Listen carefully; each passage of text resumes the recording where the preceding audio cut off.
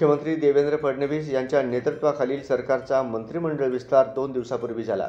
या मंत्रिमंडळात काही नव्या चेहऱ्यांना संधी देण्यात आली, तर काही जुन्या चेहऱ्यांना पुन्हा संधी दिली नाही। राष्ट्रवादीचे ज्येष्ठ नेते छगन भुजबळ यांना मंत्रिपदाची संधी देण्यात आलेली नाही, त्यामुळे भुजबळ नाराज आहेत। काल त्यांनी माध्यमांसमोर उघड नाराजी व्यक्त केली। होय, मी नाराज आहे। मनोज जरांगे यांना अंगावर घेतले। ओबीसींचा लढा मी लढलो, त्याचे बक्षीस मिळाले, अशी संतप्त प्रतिक्रिया भुजबळ यांनी दिली। दरम्यान आता भाजपा नेते आशिष देशमुख यांनी भुजबळ यांना राज्यपाल बनवले जाऊ शकते असा मोठा दावा केला आहे। भाजपा नेते आशिष देशमुख यांनी आमदार छगन भुजबळ यांच्या बाबतीत मोठा दावा केला आहे। आशिष देशमुख म्हणाले, मंत्र्यांना डच्चू देण्याचा प्रश्न येत नाही। नवीन सरकार स्थापन झाले आहे। भरघोस आमदार महायुतीकडे आहेत। प्रत्येक पक्षाला ठरलेल्या मंत्रिमंडळाच्या संख्येपेक्षा काही लोकांना संधी देणे गरजेचे होते। प्रत्येक पक्षाला ठरलेल्या मंत्रिमंडळाच्या संख्येपैकी काही लोकांना संधी देणे गरजेचे होते, म्हणून जुने अनुभवी लोकही त्यात आहेत। नव्या लोकांना अनुभव देण्याचे काम सरकारने केले आहे, असेही देशमुख म्हणाले। यावेळी कोणाला संधी मिळाली नसेल तर त्यामागे दुसऱ्या कोणाला संधी मिळावी हाच एक हेतू आहे। 1985 पासून भुजबळ साहेबांनी महाराष्ट्राच्या राजकारणात महत्त्वाची भूमिका बजावली आहे। राज्याचे विविध विभागाचे मंत्रिपदही त्यांनी सांभाळले आहे।